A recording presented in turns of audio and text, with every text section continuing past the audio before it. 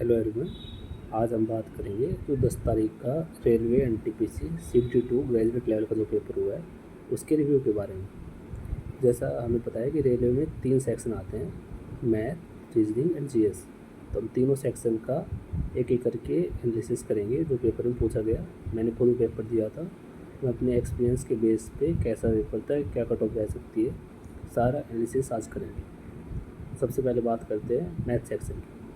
Math section 35 question थे, उसमें से 30 क्वेश्चन तो हम इजी सेक्शन में डाल सकते हैं। 5 क्वेश्चन ऐसे थे जो ऑप्शन की वजह से या कहते हैं लेंथ की वजह से कन्फ्यूजिंग हो सकते हैं और गलत भी हो सकते हैं। अगर आप एक अच्छे स्टूडेंट हैं तो 30 क्वेश्चन तो आपको गलत होने ही नहीं चाहिए।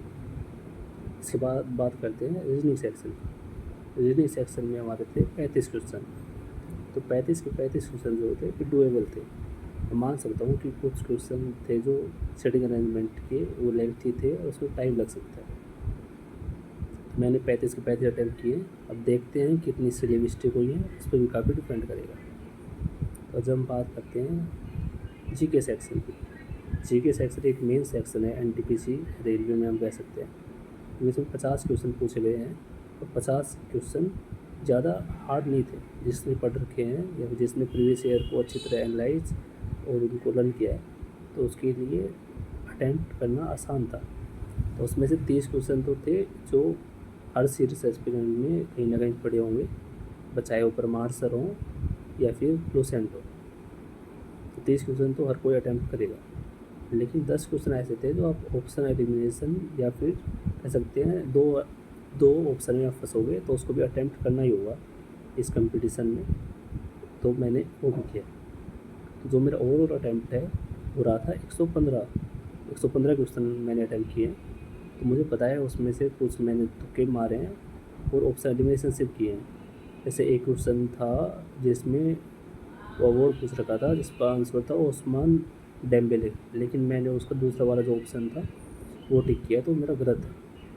तो मुझे लगता है मेरे जो एरर है तो नेक्स्ट मंथ के मैं अभी चल रहा हूँ आंसर की से पहले, तो 15 क्वेश्चन हो सकता है। तो ये मेरा अभी तक एनालिसिस है और बाकी आंसर के बाद हम दोबारा एक वीडियो बनाएंगे जिसमें हम अच्छे से कट ऑफ का एनालिसिस करेंगे। अभी जो मेरा एक आइडिया है, रफ आइडिया, जो सिली मिस्टेक मैं अभी नहीं देख पाऊँगा लोगों की कितनी रही है, मेरी कितनी रही है, उसके अकॉर्डिंग मुझे लगता है 90 to 95 मार्क्स जो लेके आ जाएगा। और जनरल से बात करें तो 92 to 97 हम मान सकते हैं। और ये बाकी जो पहले बताया था मैंने वो EWS की बात कर रहा था, जो मैं EWS से हूँ। और अगर आप अदर कैटेगरी से हैं तो OBC का तो इसके आसपास ही रहेगा, और SC वाले 5 नंबर और ST वाले 8 नंबर कम कर सकते हैं इसमें से अपने अकॉर्डिंग। मेरे अकॉर्डिंग ये कट ऑफ रहेगी, तो मेरी प्रेडिक्शन है।